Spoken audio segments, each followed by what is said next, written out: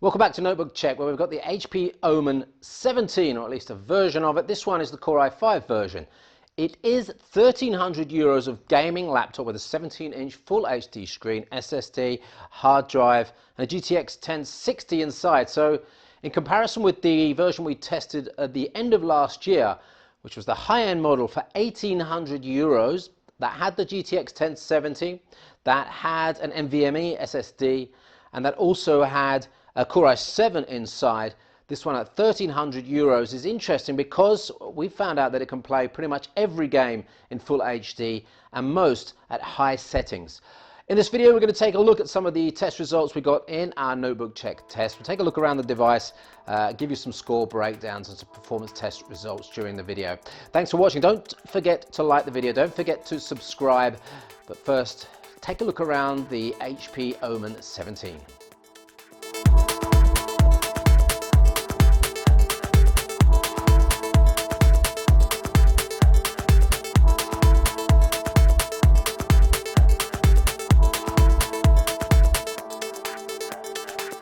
Right, let's start with the weight. 3.3 kilos. This is not a light device. It is pretty heavy, it's pretty thick, but in the class of devices, and you'll see on our Notebook Check test review, we've got a number of devices we've compared it against. It's not too bad. It's towards the higher end of that weight spectrum. At 2.8 to 3.4 kilos is what you'd expect for a device of this power. And it has got a 90 plus watt hour battery inside. You can access the insides, by the way, I'll show you that later. But that means you're getting reasonable battery life. We'll take a look at the battery life figures later. But first, let's have a look around the device. I'll show you the ports. We'll think about the screen, the keyboard, and then we'll go into some of the performance test results.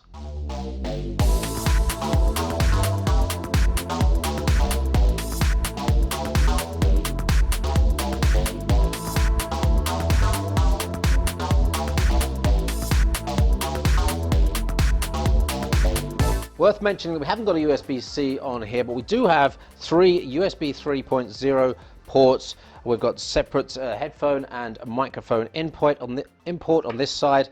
We've got the fan output port. Now, during my tests this afternoon, the fan has been running all the time. It is a deep noise, but it can be annoying if you're in a silent room. So bear in mind that fan is running all the time. On this side, we've got power, we've got a gigabit Ethernet port, HDMI, there's the other two USB 3 ports, and we've got the display port there.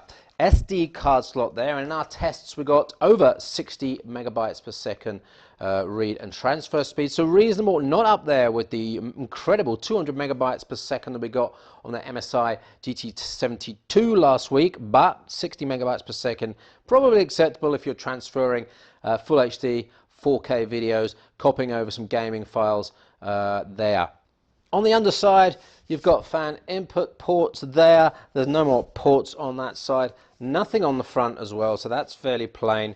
And then going to the back, let's take a look at this little access port here. You can directly access the memory. It's pretty difficult actually to get this access port off. It takes a little bit of playing around to get it off, but you can actually remove the whole back cover. Take a look at that picture and you'll see you can access the SSD, which in this model is a SATA 3 version. It's not the NVMe version that you'll find in the high-end Core i7 version of this. That's one of the corners that have been cut to save a few dollars, a few euros on this model.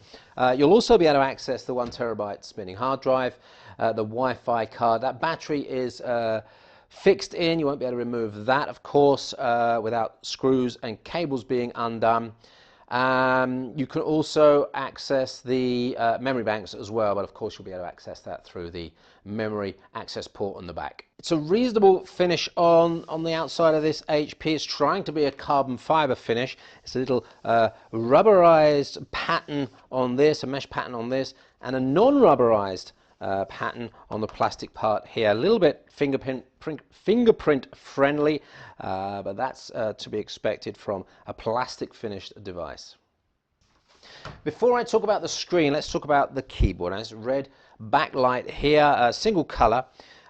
Keyboards are reasonable. There's a good 1+ millimeter of throw Slightly different graphics on top of the keycaps, which might put you off. Separate numeric keypad on the right, and I like the keyboard overall. It's a really nice feel and mechanics to the keyboard. The touchpad, however, I didn't really feel it was, number one, big enough, and number two, it has this mechanical sound to it, this clicky sound to it, which is quite annoying, certainly if you're working in a quiet room. I think most of you are probably going to end up using a mouse anyway, an external mouse anyway, so that's probably not too much of a problem for you, but just bear that in mind with the touchpad there. Let's take a look at that screen now. It is a matte IPS Full HD screen with reasonable characteristics. Contrast over 1000:1, and the color calibration out of the box wasn't too bad as well. You see the figures, the delta figures there. Anything tending towards 2 is perfect, near perfect. Anything going up over 5 is a little bit inaccurate in terms of color calibration. sRGB color range wasn't 100%, so there's not a massive range of colors, but it's much better than sort of mainstream multimedia laptops and some of the cheap laptops you can find out there. So for the price, actually not a bad screen at all. Brightness in the middle over 300 nits, so that's no problem indoors. Good contrast, and that matte display might mean you'll get some use of it outdoors, but it's not up there with the best in terms of screen brightness. Check out the full review for some more tests, including our pulse width modulation test and the reaction time test for the screen. Right, some performance tests for you. This is really important now because we're down to the Core i5 quad-core processor here, which doesn't have hyper-threading. So only 4 threads at a time on this. So that's quite a bit of a difference to some of the higher-end models out there, which will run up to 8 threads. Having said that, single-core performance pretty good. When I compared it to 2 generations older quad-core Core i7, this was beating it without any problems at all. So we've got a fair bit of processing power there. The GPU is permanently on. You can't switch back to the Intel graphics there. So that's going to give you a hit on some of the battery life performance figures. More about that later in the review.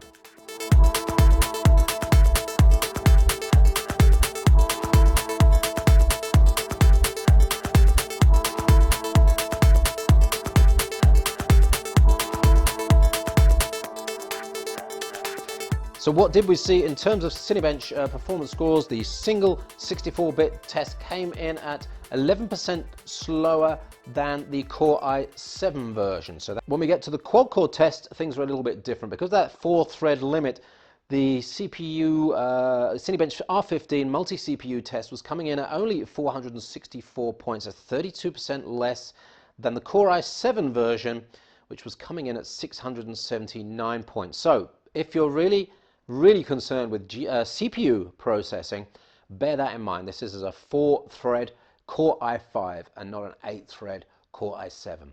It's also the Skylake version and not the latest Kaby Lake version. When we get to the PCMark 8 scores, the scores here were only 3% down on that Core i7 version. So when we take things like GPU, SSD, and CPU performance, and then sort of level out those scores, we're getting close to the scores of the Core i7 version. Let me give you a few score figures on the SSD. It is SATA 3 connected, not NVMe, but you can swap that out for an NVMe to get even more performance out of this. So it's up close to the best performance you can get out of SATA 3 with a 500 megabyte per second maximum read speed, and 4K read and write speeds, which are reasonable. 4K write, 76.14 megabytes. 3DMark 11 scores on the Core i7 version are a bit better than this. This one comes down at around 30% less power on the 3DMark 11 test. But when you take a look at the gaming test results we did, you'll see a lot of green there. In fact, pretty much all green. That means full HD, almost up to max settings for every game we tested. I tested Rise of the Tomb Raider, and don't forget this is a 75 Hertz G-Sync screen on here, and I got the full 75 Hertz out of it on full HD high settings. So that is good, and that really is the point here. This is 1,300 euros, and you're still getting full coverage on gaming. A quick talk about the heat and the noise. Now I mentioned the fan on this. It is on all the time, and it is audible. It's not extremely loud. Our measurements saw it up to 44 in standby settings, and 54, which is a little bit annoying, under full load. So bear in mind, under gaming, you will be able to hear that speaker. Heat max load up to 45.5 degrees. Top right, top left are the areas that will get hot on this, but that's not too much to worry about under full load. We did see a little bit of throttling under full load, but nothing to be worried about because our full load test is extremely heavy CPU and GPU load test. The one thing you do want to take note of, though, is that under battery power, this downclocks and you can't clock it up. It will downclock to much lower, 1.8 to 1.9 on the CPU and 1.6 gigahertz on the GPU. Built-in speakers on the HP Omen 17 are not too bad. Of course, it's missing a bit of bass, and when I compare it to the MSI GT72 that I had a look at last week, it's not quite in that league in terms of full rounded bass performance, but it's not bad. You'll certainly enjoy it for YouTube, and you'll certainly enjoy it for some streaming radio. There are battery life figures there from that 95.8 watt hour battery, surfing over Wi-Fi, 6 hours. Big Buck Bunny, our video test there at 150 nits, 5 hours 13 minutes. Under load, 2 hours 25 minutes. That's a little bit more than we've seen, but bear in mind that it's throttling down under battery power. So that's the HP Omen 17. I like it. I think it's got good price performance ratio. The screen is good, the keyboard's good, the touchpad not so good, battery power, well, this is a device that's going to sit on your desk with mains connected if you want to get the best out of it. Not just for gaming, but for video editing as well. I think this is a reasonable device to have in a studio for video editing and photographic work as well. Don't forget to check out the full review on notebookcheck.net, where we scored it 82%, 8.2 out of 10, so that's a pretty good score.